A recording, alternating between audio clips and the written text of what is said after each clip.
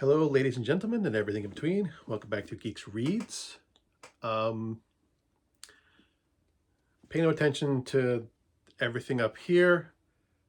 Things are still in flux as I'm moving stuff around. And by flux, I mean transition, not flux the card game. Don't play that. It's horrible. So, I want to talk about the Welcome to Nightvale novel, an image of which you will see here. Look, it's a big book. Those of you who are unaware, Welcome to Nightvale is a podcast by, what's their names? Joseph Fink and Jeffrey Craner. Nightvale is a fictional town with a fictional radio station hosted by Cecil. This book is kind of a spin-off. It doesn't take place in it is considered canon as part of the story of Nightvale, but it doesn't tell a story like as it usually does. Cecil, narrates the radio show. That's kind of the gag. It's a radio show that we hear as a podcast. Anyway, this is the story of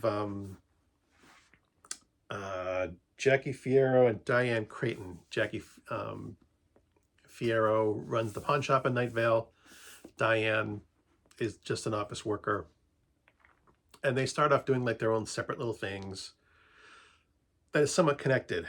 The story also, the focus of the story is the man in the tan deerskin jacket who only sells flies.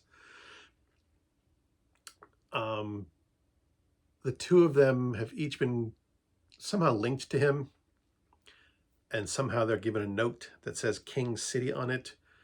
So the two of them are individually trying to find out things related to King City and the man in the tan deerskin jacket who only sells flies. They eventually bump into each other, find out that their stories are somehow linked. This also concerns Diane's son, Josh, who continuously changes shape against his will, from anything to a deer to a fly or to a speck of dust. He could be anything at any time, which is very difficult for a teenager going through puberty. Anyway, and the story just kind of like chaotically, as things in Nightvale usually are, just resolves to them working together even though they don't like each other very much, and yada yada yada. Like for a little background of people who don't know Nightvale, the creators have said that Nightvale is a town where all the conspiracy theories are true. Secret government agencies, hidden microphones, blood circles, station management, all these horrific things are treated as normal.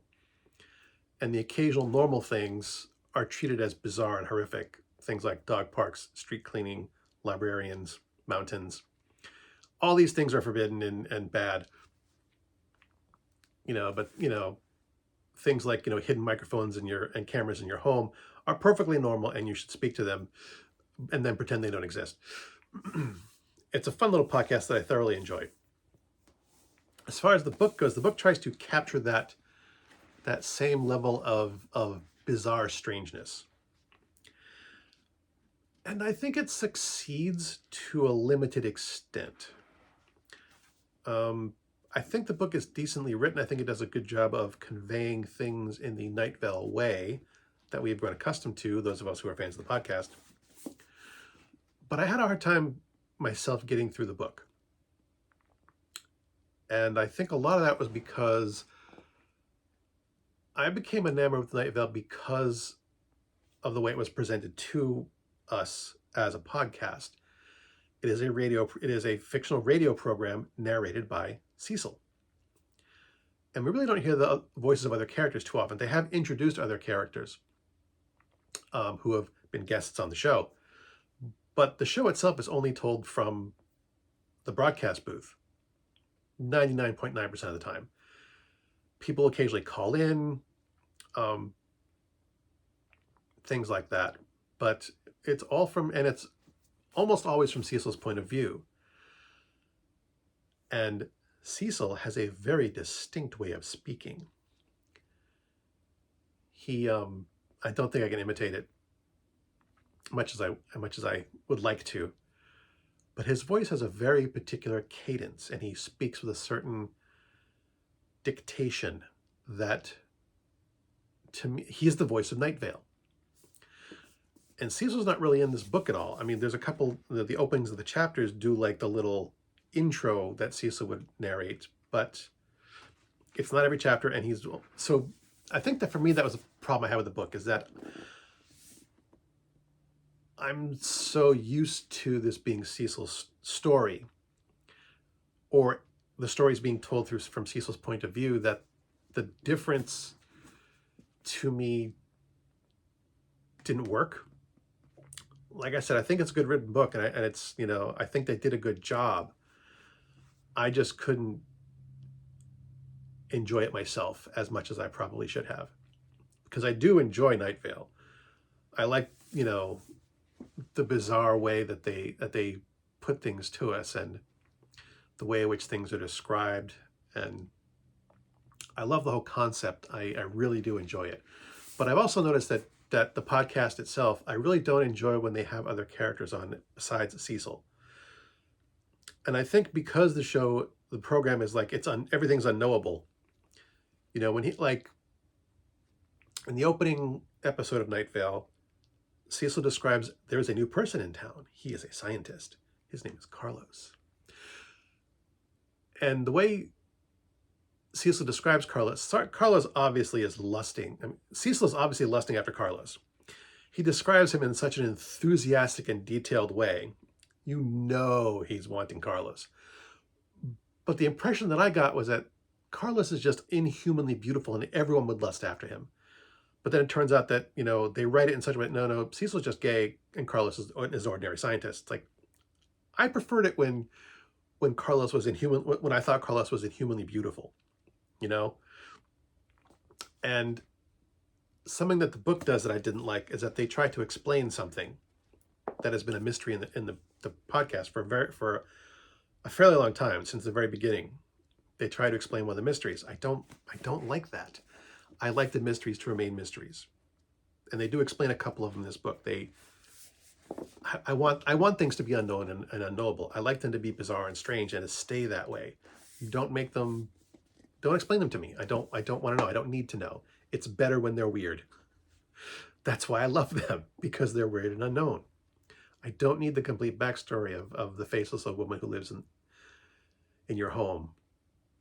I don't need to know why the dog park is forbidden. I don't need to know what's in Radon Canyon. I don't need to know why the libraries are horrifying, terrible monsters. Don't need to know what station management is.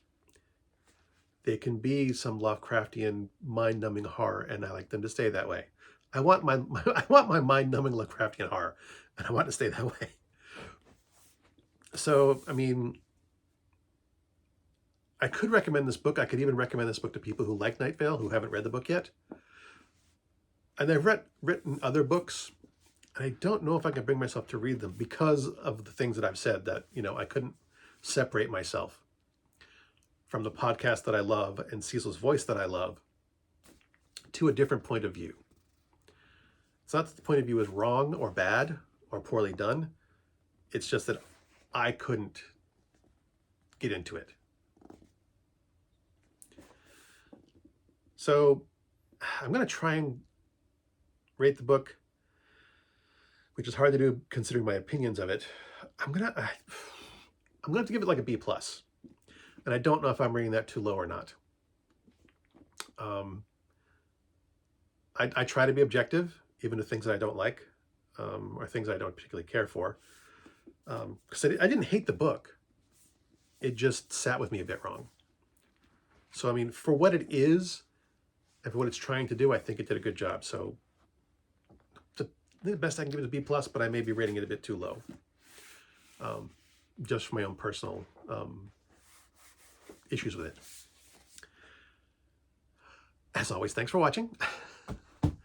I hope to get this mess straightened up in the next week or so. I don't know how many recordings I'm going to get until then. Don't look over there. everything's a mess. Everything's been piled up in stacks as I try and put stuff back together again. So, I lost my place. Until next time, good hunting.